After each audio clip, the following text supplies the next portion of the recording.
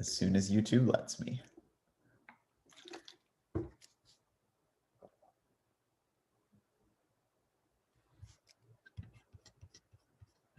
As soon as YouTube.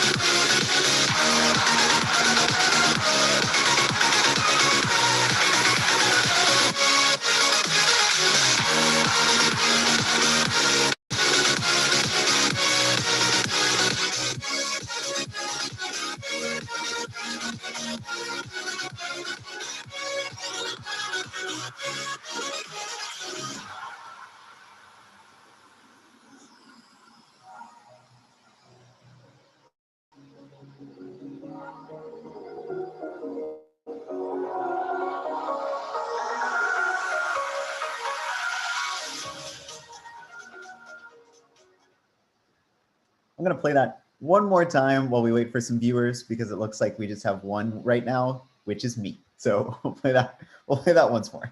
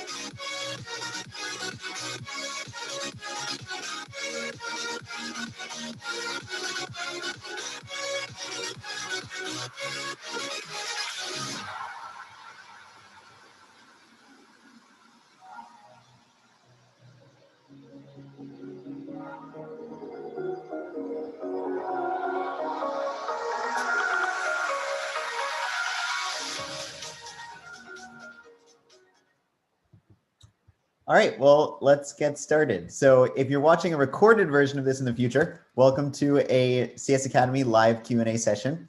I'm Austin, I'm a software developer on the project, but I'm joined today by the stars of the show, some students from our undergrad team. We've got Karen with us today. You wanna wave when I say your name? Tate, Gavin, and Richard. So again, if you're watching from a recording, we're still going to have live sessions like this every day of the week. So it's still on Thursday and Friday. We've got them at 9:30, 1:30, and 5:30 Eastern. And before we start, just a few ground rules for the chat. So we're expecting classroom teachers to ask or answer questions on behalf of the entire classroom. So no students on their own, the teachers should be the ones in the chat. And we expect that the only conversation in the chat will be questions or answers for our undergrads. So let's go around and introduce ourselves. And if you're out there, if that one viewer isn't me, oh, there are two viewers now. So let us know who you are out there. So tell us where you're coming from, what your classroom looks like, and we'll introduce ourselves too. Tate, you want to start? Yeah, sure. I can go ahead and get started. So, hello, everybody. My name is Tate. I am a junior at CMU studying biological sciences, hoping to minor in computer science. I joined the CS Academy team this past summer as a member of the web development team. Did a lot of work on the website over the summer. Because I have another job during the school year, though, I switched to teacher outreach, which has also been going pretty well so far. And we've been setting up events like this. Nice. Karen, you want to go next? Hi guys, I'm Karen. I'm a sophomore. My major is cognitive science and I'm minoring in computer science. I joined the team this past summer and I was a member of the teacher training team. And now I'm a member of the outreach team. Richard? Hey, my name is Richard. I'm a junior in computer science with a minor in game design. I've been working at CS Academy for about a year now. Yeah, a year now for the Spanish team primarily. And Gavin? Yeah, hi, I'm Gavin, junior studying statistics and machine learning at CMU. I've been on the project since I think the summer before my sophomore year. And yeah, I primarily work on content, so like making actual exercises for the websites and a little bit of like collecting data as well. All right. And once again, I'm Austin. I'm a software developer, just graduated from CMU. So I might answer a few questions because I'm only 4 years removed from high school myself, which is a little crazy to think about. So I might have a few relevant things to say. So we'll start off with an easy one. Why and how did you get involved in CS Academy? Who wants to take it? I can go. So I heard about it through a club I was in called Tech Knowledge, which is a tutoring group that I joined. I did not get a TA position for a class that I had taken. So I thought this might be like good training for that, I guess. And I also thought it was paid. So I was sort of wrong on that. But aside, it ended up being a pretty rewarding experience. And it also exposed me to CMU CS Academy because that's what we used to teach. So yeah, through that and connections, I just got a spot on the team. And it's been great for just, I guess, I don't know, just like a really rewarding experience, helping to be part of making this curriculum, honing like my creative and technical skills. Awesome. Who else? Oh, yeah, I can go next.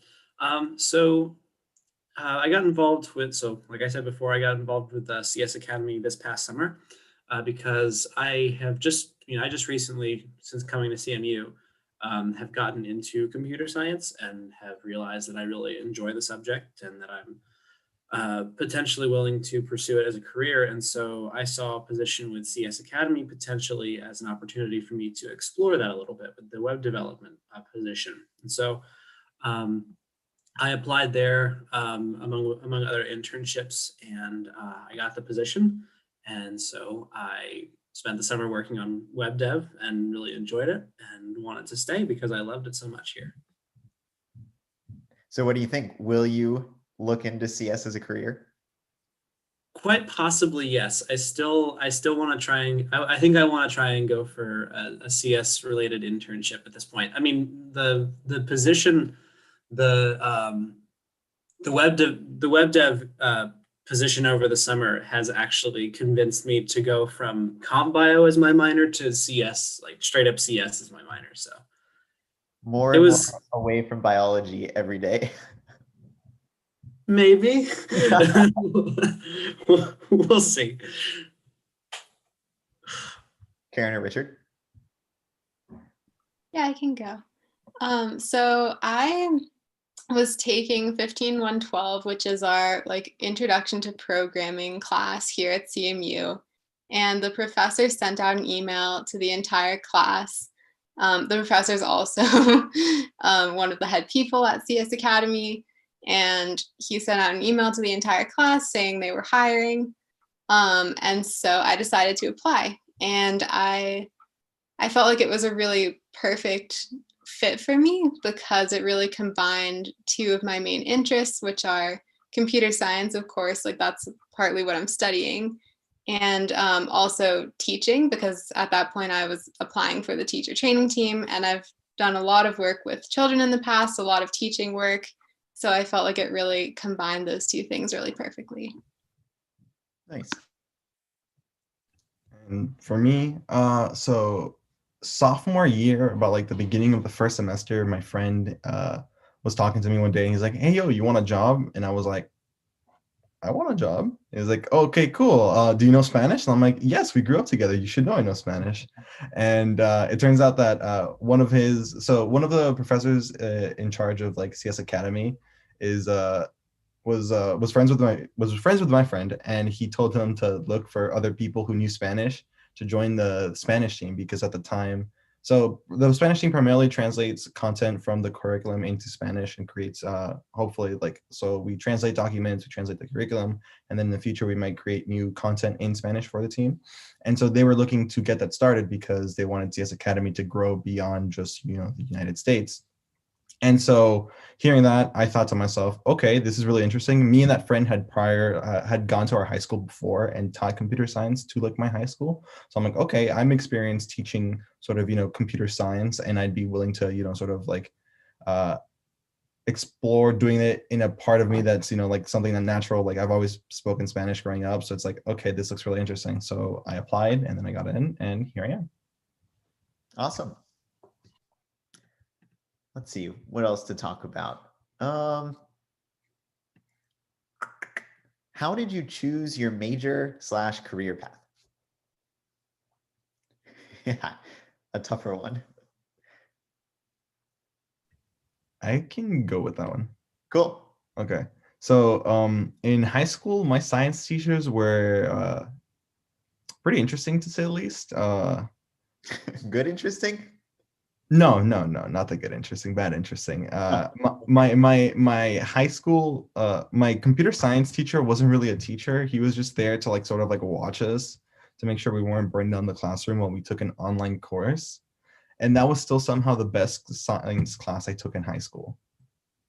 Yeah. Wow. So I was really into like games growing up. So I played like a lot of computer games or whatever. I had my own pre-built computer. And then computer science ended up being the least painful of all of my science classes in high school, and I wasn't going to go get a job in math because math is boring. I got tricked, but still. And Math is so not boring. I reject that. it's fun now, but I got tricked into a math degree. So yeah, computer science just ended up being the least worst of all the options, but now I really enjoy it. So Cool. So you picked the thing that you disliked the least and decided to do that one. yeah, because I don't know, like I don't want to go into too much detail about my high school teachers because they were really whack. I mean, my physics teacher didn't believe in plate tectonics, and that's like Wow. to start off with. Yeah, so it gets worse somehow. So yeah. All right. Who else? Did anybody pick their career path because they liked it?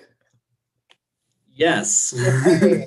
Although it's, I guess, well, it's technically kind of CS, kind of not CS, the whole thing that I just recently got into CS. But I'll start with what I started studying here at CMU. So I took, I think my classes in high school were largely what initially brought me to the major choices that I planned on pursuing once I got here to CMU. So I was really enjoyed and was good at AP chemistry when I took it, and also the honors chemistry classes I took before that, and my AP bio class. And I realized that I really liked like small scale biochemistry, molecular biology stuff. And CMU's program is kind of tailored more specifically to like the wet lab, like small scale working with like yeast and bacteria colonies, and not like large scale marine biology or ecology or things like that. And so I thought that CMU's bio program was really good for me,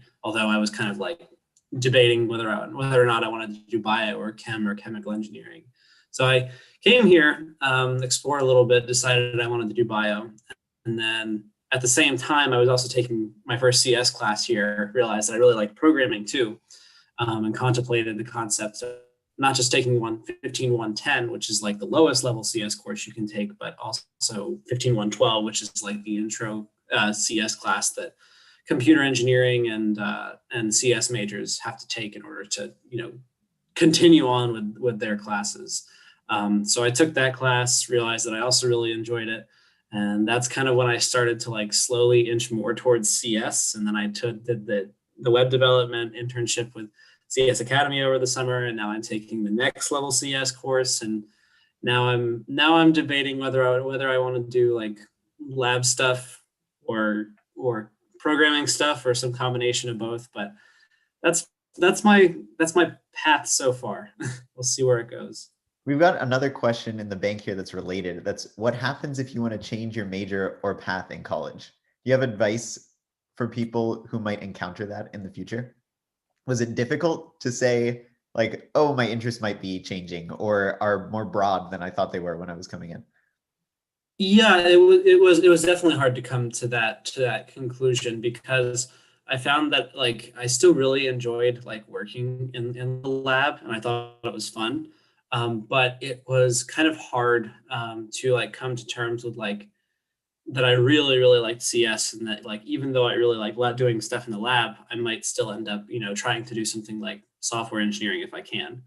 I actually talked with my significant other for a while about like the concept of like changing over to the CS major, which I decided against, partially for logistic reasons. Like just I had already been like 2 years into my degree, and so I didn't want to like end up having to take like another year of school for the sake of trying to go after CS instead of bio. Plus, I also still really like doing the lab stuff, so I figured I would finish my degree in bio, try and get a minor in CS, and then potentially, if I decide that I do want to go after CS, then I would go to grad school and try and get a master's degree.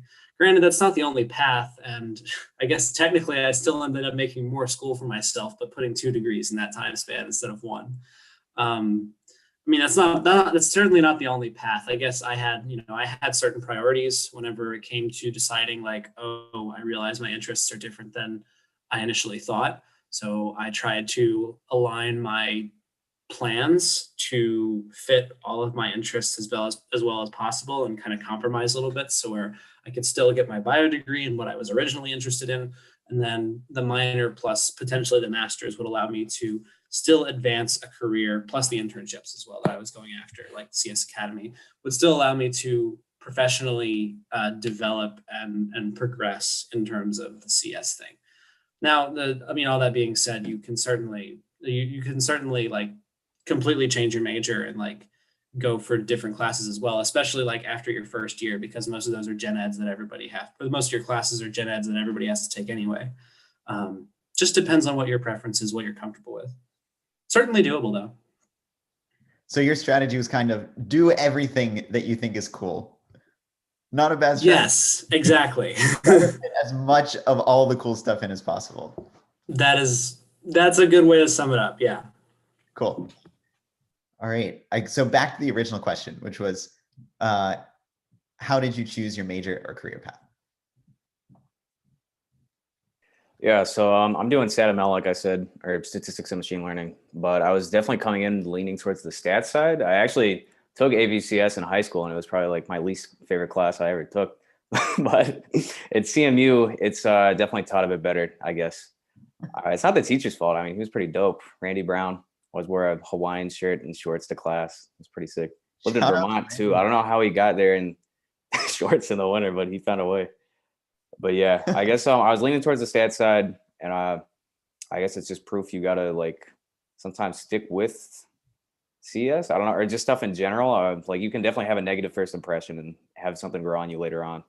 But yeah, I mean, like I really like applying it to what I do, and I'd recommend anybody in high school would stick with it for sure. Shout out to the teachers. I think we've had 2 big endorsements basically for teachers changing people's career paths, either making them less interested in something because the course didn't go great, or making them more interested in something because they were the least bad that was out there. Usually you hear like, this teacher was amazing and it really made me want to pursue that subject. We've got variations of that going on here. Yeah, Randy was a goat for sure. Right, Karen? So, I guess the way that I chose my major, it was actually everything that inspired me to pick my major came from like outside of school. It wasn't like any classes I took or any teachers or anything like that. Basically, I was really not sure at all what I wanted to do until like fall of my senior year of high school. And then I just happened to watch a couple of shows on TV that were about the brain. And I found those like so fascinating. And then at the very end of my senior year, I decided to reach out to an alum of my high school who's a like neuroscientist and adjunct professor at Stanford. And so I reached out to him, ended up getting an internship with him. And then I worked on that a lot. And I think all of those experiences combined kind of convinced me that cognitive science was something I was really interested in doing. Cool. So just casually reach out to your adjunct professor friends to see what they're up to. maybe you'll get some inspiration. That's another tip. Networking is a great thing. So I like randomly, one of our like family friends happened to know this person and was like, oh, I'll connect you. So it's very important to have those connections. Reach out to people you know. They'll help connect you to really cool people that you wouldn't have gotten to meet otherwise. Mm-hmm. And I think getting your foot in the door can be the hardest part a lot of times, and getting an opportunity, getting a job, just knowing somebody to introduce you to the right people, and then trust yourself to have the qualifications, but you just need to find somebody that'll recognize that. All right, let's see. If there was one piece of advice you could give to your high school self, what would you say? And it looks like, do one of you have the video open right now? Gavin, no. All right. So I was gonna say, feel free to ask us questions to our one viewer, but that's Gavin. So Gavin, if you've got a question for us, you can go next. Yeah, I'll think on it. I'll think of what I put in chat. Sounds good. So a piece of advice for your high school self. Yeah, well, I'm thinking of my question, I guess. For the answer to this one, I would say probably just like be more willing to take risks and like be willing to fail. That's something that came up in the one yesterday that I did, the Q&A. Definitely like once you get to college, like you'll get pretty used to failing tests. At least if you're going to CMU, for sure. So you should don't interpret this advice as like, all right, yeah, I'm a straight A student now. I'll just like fail my next test, whatever, get out of the way. But like keep studying, just be willing to do stuff. If you're doing well in school, be willing to fail elsewhere. I think that's definitely something that I didn't do as much as I should have in high school, is like, I don't know, just branch out and do stuff that was maybe like outside of my comfort zone. So if you feel like that's you, maybe maybe just be willing to fail. Yeah. Nice. Who else? I'm trying to think to make it different from the one the way I responded to it last time, because the way I responded to it last time, like we led into that question with a lot of context that made sense for that one. But I'm trying to think of for this one, what other piece of advice would I give high school me? Because I don't know. High school me didn't study much, but I don't think me telling him, hey, yo, go study would really help him. He did try out new things. That was something cool. He high school me, I refer to him as like separate entity, because I no longer have that energy. I don't know how I woke up so early in the morning and then did things and then did more things and then still had clubs and then like still had like a social life. But like high school me did try out new things, which is pretty cool. If anything, piece of advice. Like, what would I tell him that he wouldn't just ignore and be like, yeah, sure, whatever? I feel like it's hard to tell teenagers anything that they won't have that reaction to. Yeah. I mean, if anything, I would probably tell him either to at least try to make a habit of studying while it's still easy, at least like get in the habit of like cracking open the book or something or studying. Because I used to study like marginally. I would study like for things, but I didn't really think of it as studying. I'm like, oh yeah, sure, whatever. This is just like a safety precaution. It wasn't like part of my usual repertoire of just like how to prepare for classes. So I would do well, but then I wouldn't like get into the habit of doing it consistently. So it was more of like a sporadic like type of the moment thing. Like, okay, I'll go help my friends, help them study or whatever. And then like I ended up doing well, but I never was like, oh, yo, that's a good thing. I should keep doing that more often. I would just like, I did it once. Who knows if I'll do it again? So I'd probably tell him to be more consistent in doing that. I think he would at least listen to that. Yeah.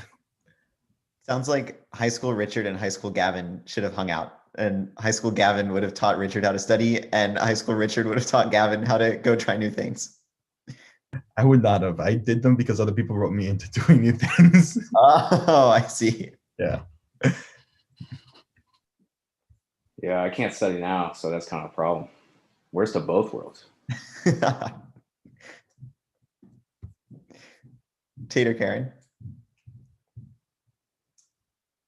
I have one. So I was very quiet in high school. And so I would say definitely like just talking to more people in general. I kind of stayed within my like one group of friends where I was really comfortable. But I feel like it would have been really cool to talk to more people in my class and get to know them better. And I also feel like I could have built stronger connections with my teachers, especially when it came time to ask for a recommendation letter. And I felt like I didn't know my teachers like super, super well. But also just because I think it's cool to like build that kind of mentor relationship with your teachers. So that would be my advice. Like make sure to build those connections with your teachers and with your fellow students. Do you have any advice for making that happen, especially with the teachers? Like, how do you become close with somebody like that? I know like some people in my classes would like literally just hang out after class and talk to the teacher, or come in early and talk to the teacher. Or if you like, another great way to do that is if you need extra help, you can set up like a one-on-one meeting with that teacher, and you can kind of go get that help that you need, but also talk to them and get to know them around that. So just kind of finding time around your classes. It doesn't even have to be super long. It would be like 2 minutes just to like say hi. Cool. And Tate.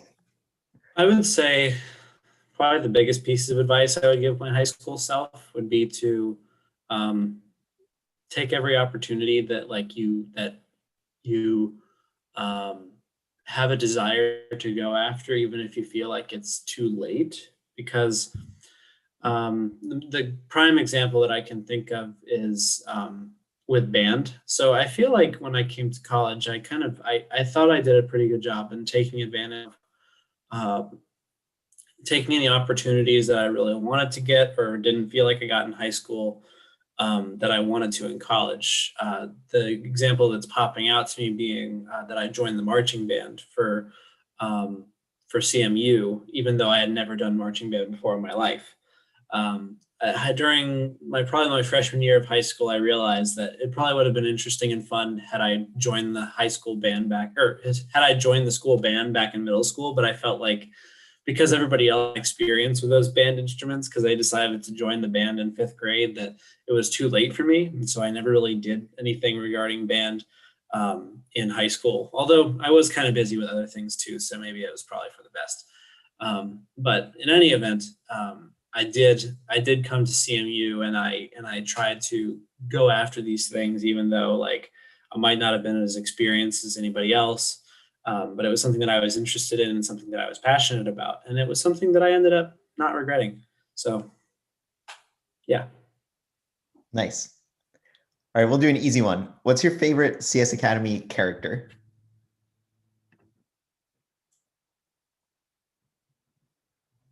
I got a definitive answer to this one, so I guess I can go first. It's a CSP exercise, so I don't know if anybody on CS1's aware of the wizard koala, but that's something that I was cooking up this summer.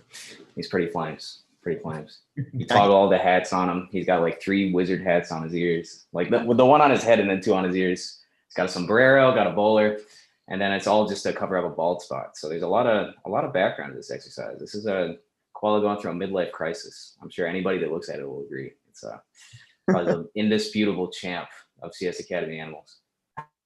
Nice. I don't know the wizard koala somehow. I'm gonna have to look him up. As part of the porcupine appreciation group, I have to rep the porcupine. I simply must. Honorable mention maybe to Puffy Penguin. Yes. Puffy Penguin's kind of mainstream. I don't know. Too many people like him. He's got to have some skeletons in the closet. Porcupine though, Porcupine's angry. You know what he's here about. Like, he's angry or he's not angry. You know what he's about. Very simple. I would say first in my book goes to porcupine as well, although I think second for me would be the panda. Hungry panda, I think, yeah. I really like the owl, honestly. I think the owl's cute.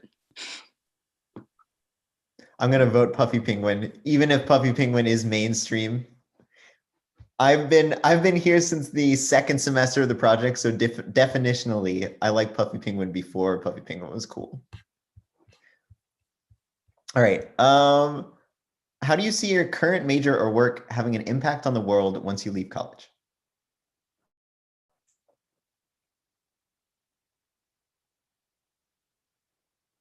Well, I suppose this is prime time as ever now for biology, given the current state of the world, as it will ever be. But I imagine that it will. I mean, it's medicine and health in general in biology is gonna, I imagine, continue to like grow and be a thing for as long as people need to be healthy.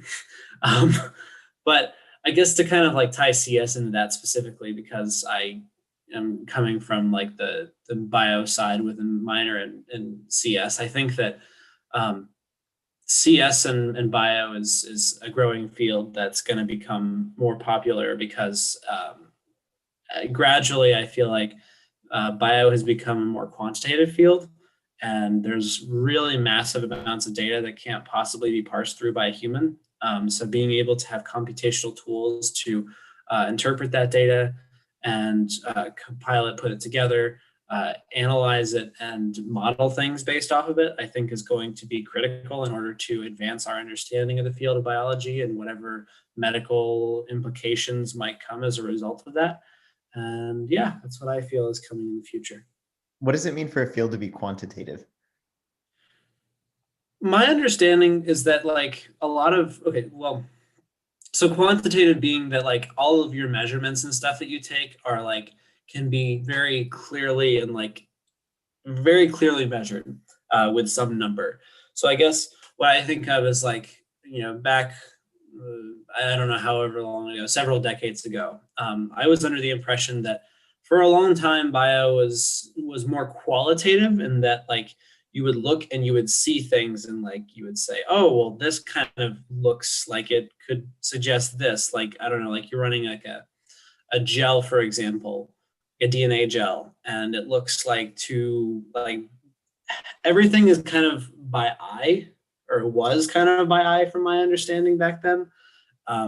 You would just like, you would see something and you would say, oh, this looks like it's moving a little bit farther down the gel than the other thing, so maybe it's different or larger or whatever whatever like relevant conclusion that you needed to make.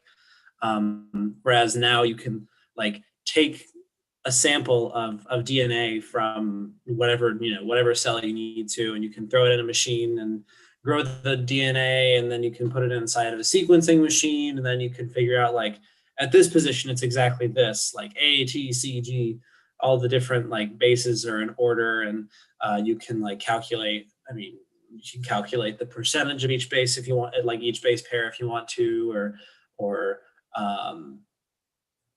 use like strings to represent like sequences. There's like there's a type of file called FASTA file, which is used to like store the sequences of DNA and proteins and things like that make it more quantitative than I have perceived it to be in the past. But then again, I was not there during said past. So I'm just kind of. You weren't there 3 decades ago watching them No. do that research? Yeah, and I guess I haven't read a ton of papers yet from like way back then. Although just like kind of trying to go back off of memory, there were some quantitative papers. I'm not gonna lie there, like in the 70s or whatever. I don't know. Maybe I've been misled this whole time, and it's been quantitative forever. But genomes have only been sequenced for 20 years, so that's much more data than we could ever hope to process by hand. Cool. Other people on how your current major will have an impact on the world? I guess that kind of makes a good segue for me doing like statistics stuff. So yeah, I think there's like a bunch of potential good and more potentially negative influences of big data in the world for sure that we need to be aware of. So its applications in biology are definitely some of the most exciting and like beneficial. So it's kind of the stuff that I like to focus on more. Astronomy as well. There's like so much astronomical data out there. So like we're gonna probably get like a much better understanding of the universe. But also, I mean, there's just so much data being collected about people's personal lives and stuff. Companies like Google, which is, I guess, maybe not the most positive topic, so I won't talk too much about it, but something we should maybe be more aware of and more cognizant of. Use DuckDuckGo, people, or use Safari. Protect your stuff. I don't know where that answer ended up going, but that's where I'll end. Firefox. Not sponsored. Shameless plug. Not really. Not really. So I guess for me, for cognitive science, cog sci is a very interdisciplinary major. So there's kind of a lot of paths you could take with it and a lot of like potential impacts that it could have, I guess. I know one thing that was really interesting that we talked about a lot in my cognitive psychology course that I took last semester was kind of the implications for law, because when you're figuring out like how your brain's processes are working, you know, how your memory is working, how you're perceiving things, that can have huge implications for you know, if you like committed a crime and you have some kind of reasonable excuse due to how your brain's actually functioning, that can totally change the outcome of a trial or something like that.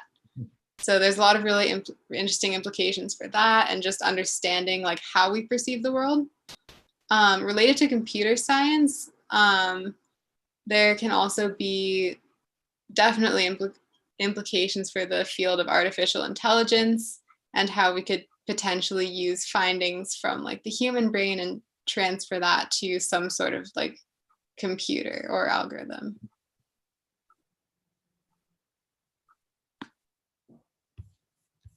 And Richard. So I think a lot of people already touched on the computer sciencey stuff.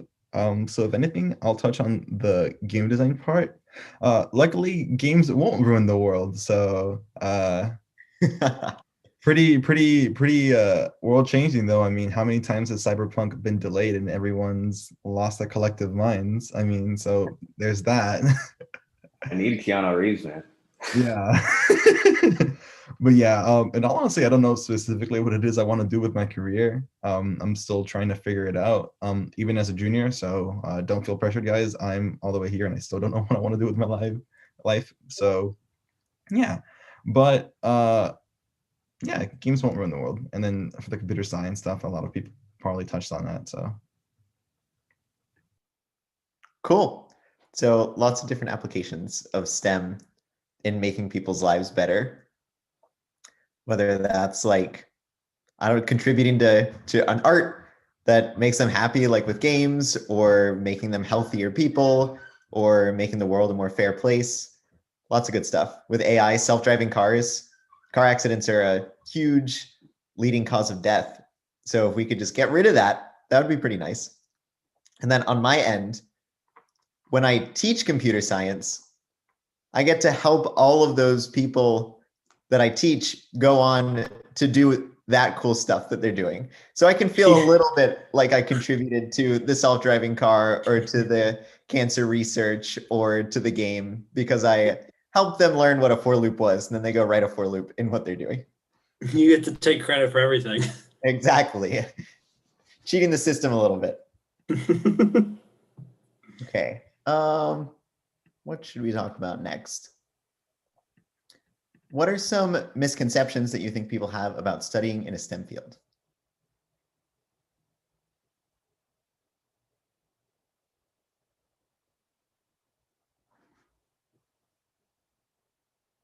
I can answer this one.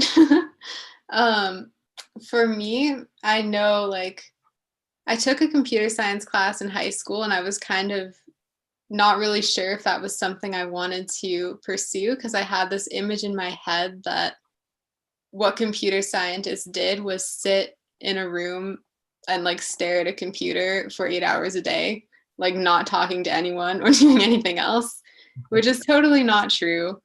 It's a very collaborative thing. It's a very creative thing. You're building like really cool stuff. You're not just like, typing out numbers by yourself at a computer.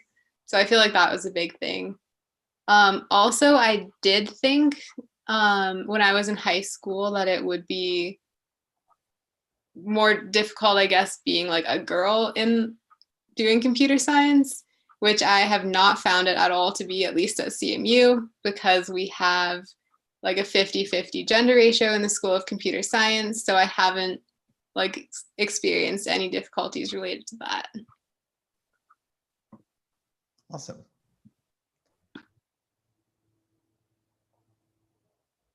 Who else? Or does anybody have other misconceptions? Go for it.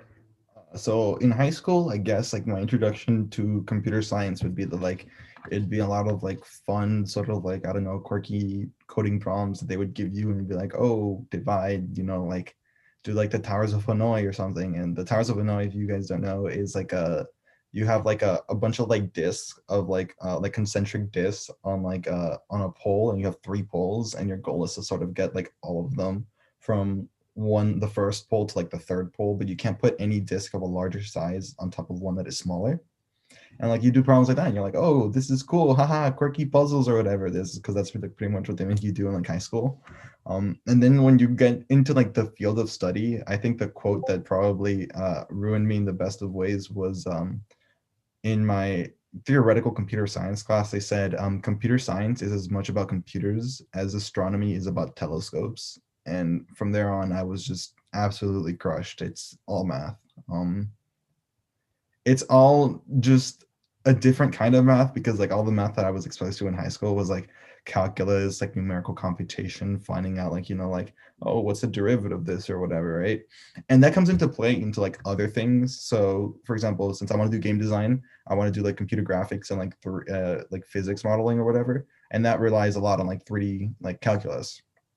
But in terms of like computer science as a field, in the higher like stages of it, it's pretty much discrete mathematics and a lot of like the formulation of like how things work. And it's very what's the word? It's fairly involved in how complicated it can all be very quickly.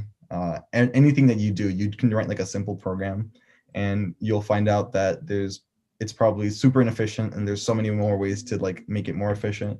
And then once you get into like efficiency and like, complexity classes, that's like lots of theoretical math to go around there. And then, yeah, so it's the higher level is a lot of math, but I don't think you need a lot of math in order to initially get started and sort of like appreciate it for what it is. I think just algebra can get you pretty much pretty far in terms of that's pretty much all you need for like CS Academy and like to have like a working interest. But if you want to like pursue computer science as a career and you're not planning on doing like the more design elements, like the more HCI, like the more human computer interaction elements, if you're doing it specifically to like do straight programming, be prepared for a lot of math. I think we should also give some definitions. So like CS Academy is a programming course. So we're teaching more programming than computer science. And then there are college degrees in computer or software engineering, where you're like designing software. And that's also a lot of programming. But then computer science in its purest form is the science of computation. So it's like, if I want to do a computation like sorting this list of numbers, you can do a lot of science and research on that sorting. You can say, what's the smallest amount of steps in an algorithm? Like if I wanted to describe to somebody how to sort a list of numbers, what's the fewest amount of instructions that I can give them to get a sorted list back? And you can answer questions like that. And you can answer questions like, are there certain problems that are impossible to come up with an algorithm for? That was a big thing in the past century. We were like, could we solve any mathematical proof out there by coming up with an algorithm that would just tell us, oh yeah, this proof is true or false based on the input? And that was like why computer science was invented in some ways from that math background. So there's the math, the research into computation, and then there's the programming part. And if you get a computer science degree, you'll probably have to do both. And different schools will have different balances. And yeah, CMU definitely gets intense into the theoretical side of it a little bit later on in the curriculum. I didn't touch the terminal all semester. I miss it so much. I want to code. Yeah, I felt that before, doing a lot of math and then actually getting to write some code again. But then I missed the math, you know? Yeah. You lost me there. You lost me there.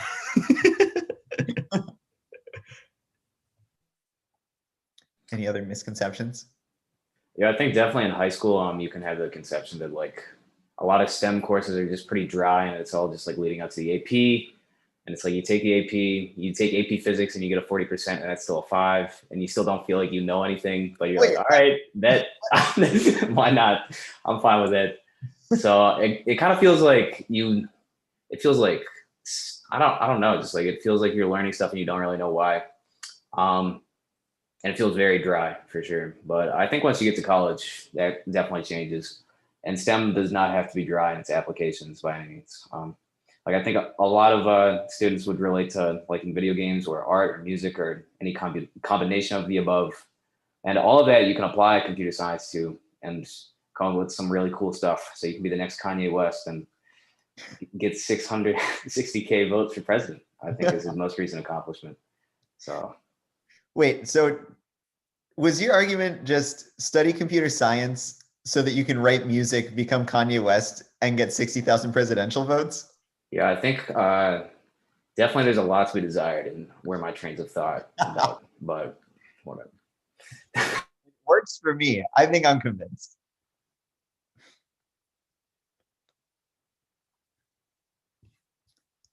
Anything else? I'm trying to think of something, but nothing's hitting me. No problem. We can go on to the next question. I have to pick one. Let's see. How do you balance academics, work, and social life in college? And how does that differ from high school? Karen laughs. I don't know which one she's laughing at though. You don't sleep. You do everything else but sleep. Sleep is important though. Yes, no, sleep is important. I would say, I think one of my issues is that I like overcommit myself. And I think that's something that you have to be aware of and like know your own limits, know when to say like, I can't do this thing because I have to study or I have something else I need to do. Yeah, I guess that's probably my main piece of advice is just kind of try to plan ahead as best as you can and take as much control as you can over the commitments you're involved in. That's good advice. Yeah, kind of on a similar note, I would say that the big piece of advice that I would have to give is the big thing about balancing like work and social life and work, personal, social, school, everything, is knowing what your limitations are. So knowing, there are some people that are like myself that tend to be pretty optimistic about how much they can do, and how much things like sleep they need, for example. And I think that one of the big things that I've had to do, and that is just in general pretty important, is to understand what your capacities and your limitations are. That's not to say that you can't do the things that you're passionate about, but sometimes you need to weigh your priorities and what is most important to you. That might be school, that might be some extracurricular that you're really, really into and passionate about. It might be taking care of yourself and getting that extra hour of sleep that you need. And I've found that there have been some strategies and telltale signs that I've started to follow when it comes to taking care of myself and getting things done and giving advance notice when I'm not going to be able to do things. And I've also made sure at the same time to try and set aside blocks of time in my schedule to do things like interact with other people, even if I could spend that time working on homework, for example, because that's what I found is good for me. Nice. So you schedule it. Well, yeah, it's a kind of a variety of rules. So social interaction, schedule that. Sleep. If I'm working on homework and I'm not thinking straight anymore, it's time for bed. That sort of stuff. Nice. I juggle my responsibilities about as well as a beginner juggler. I think the biggest piece of advice I can give for that is like one, you still have to like take care of yourself, but don't overindulge. Like just because like you can't focus on like on a homework or something doesn't mean, oh yeah, it's time to distract myself, time like just I can't do it right now. I think it's time probably I would just like shift to another homework or something.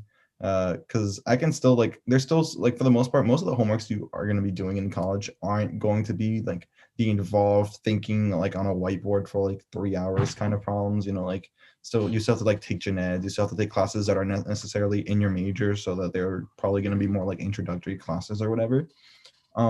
But another thing that I think is important is that if you want to do something, you're going to have to make time for it, because it's very easy like once things start piling up. So like once you see that like you have this much time allotted for classes and this much time allotted for homework, you're going to start realizing pretty quickly that if you want to do something, you have to like basically go out of your way to like set aside your other priorities. It's a lot easier when it's like going to hang out with your friends or whatever, because like you're in between classes and your friends say, hey, let's go hang out, it's like right there. But like if you want to do like more things on your own, if you want to like follow any sort of like do any personal projects, for me it was like getting back into reading. Like I wanted to read, but I would always be like, I don't have enough time, until like it was about my second semester of freshman year where I'm like, okay, wait a second. All I do is play video games or do homework. I can cut away some time from the video games to read. So sort of learning to say no to some things to say yes to other things is important. I know a lot of my friends, for example, currently struggle with like overcommitting to things. Great piece of advice for that. If anything, just take out your phone, stare at your calendar for a little while. It might be empty, but just pretend like you have something to do, and then just say no to things. That works great for me. But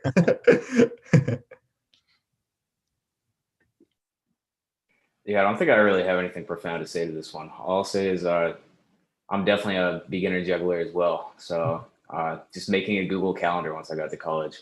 I don't think I had it first semester, and then I just made it second semester. I think my sister made me make one over winter break somehow, and it was very helpful. So I don't know if like with everything being so regimented in high school, it's as necessary to like make a calendar, but I guess like while you're still in high school, it's probably important still to just to like keep track of like how you're using your free time, kind of like what Richard was talking about, because that's definitely something I was guilty of as well. Like once I came to college, I didn't bring my PC, so I was like, oh, I'm not gaming.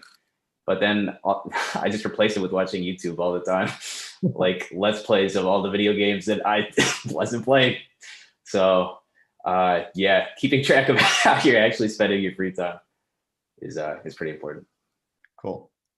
I will say that I'd be lost in this world without Google Calendar at this point. Me too.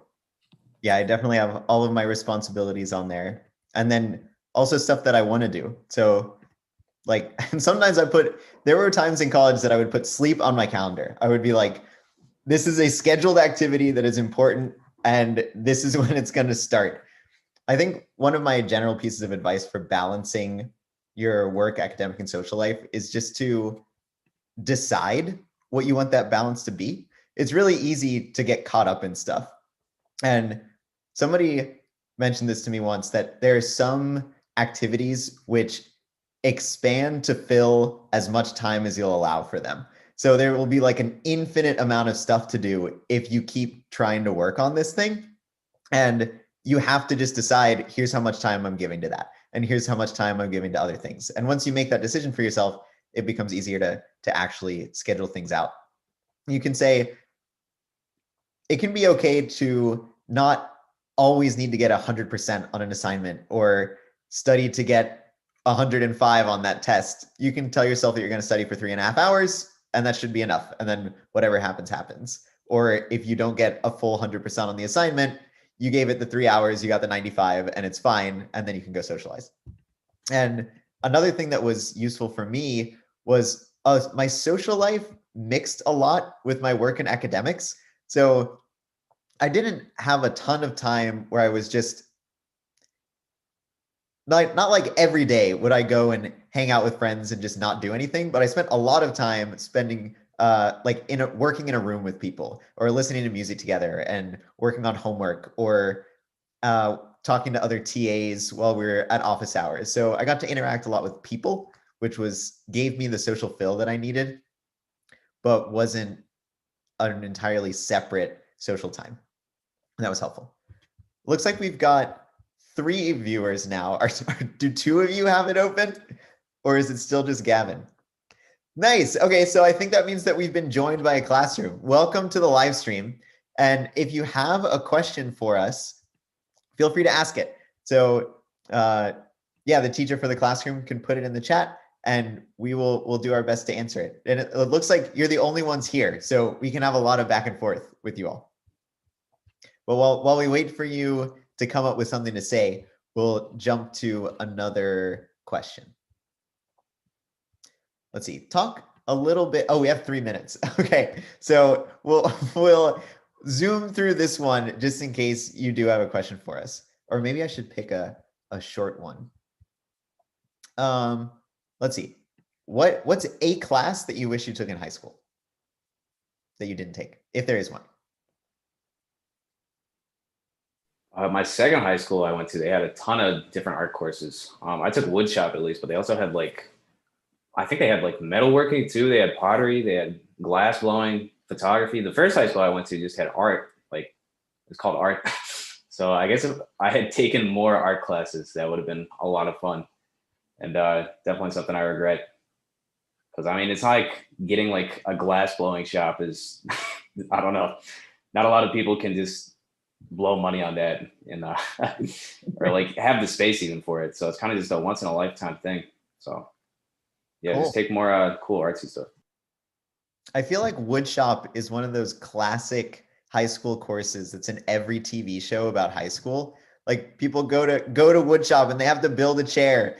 We didn't have that at my high school. I was like, am I missing part of my high school experience because I didn't cut my hand on something in this shop? I'm jealous.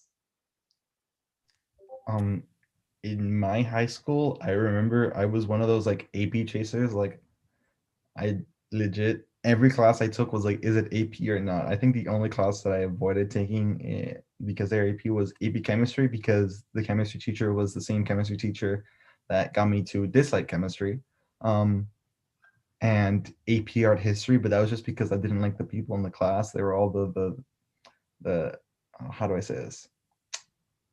They were not nice. They made a lot of drama, and I did not want to be involved with them. But basically, there was what's it called? I thought about taking art at one point because it would have been nice, but I felt intimidated because of a lot of the art classes, our art program in our school was really good. That's the thing I noticed about my school now that I've left it. It was really good in a lot of different things besides teaching math.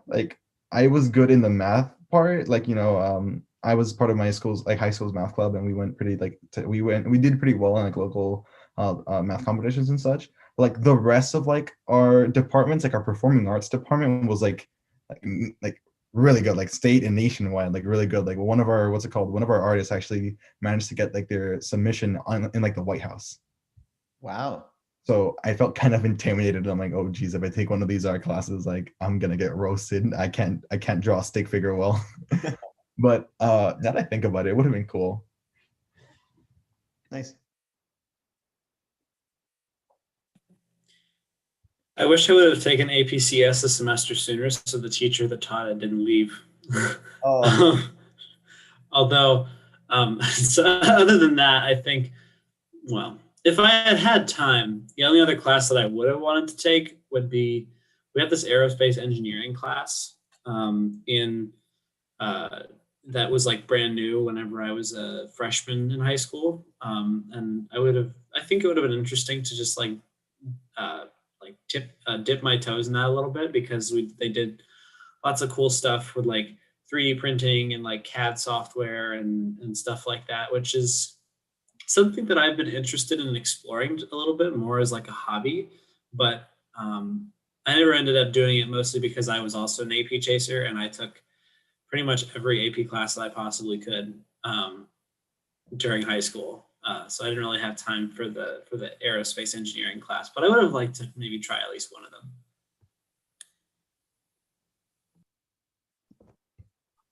I feel like I definitely took most of the classes that I wanted to take in high school. I wish they'd offered AP psychology, or I would have taken that, but they didn't offer it. I guess the only class that I would have taken if I had more time in my schedule would have been, they had this forensic science class. And I feel like that just would have been a really like unique and cool thing to take. I don't know, because I've never taken anything like that before. I feel like that would have been really neat to see. Cool. My high school had a forensics class too, and they would collaborate with the drama class every year.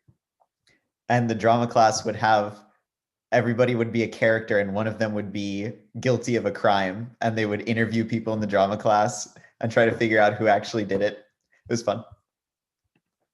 That's amazing. Well, so it looks like our teacher is actually Johnny. So we still had no teachers. And it is now 6:30. So we'll wrap it up. If you're watching this in the future, thanks for joining us. Again, these will be live for the rest of the week at, what are the times? 9:30, 1:30, and 5:30 Eastern. So maybe we'll see you at one of those. Bye.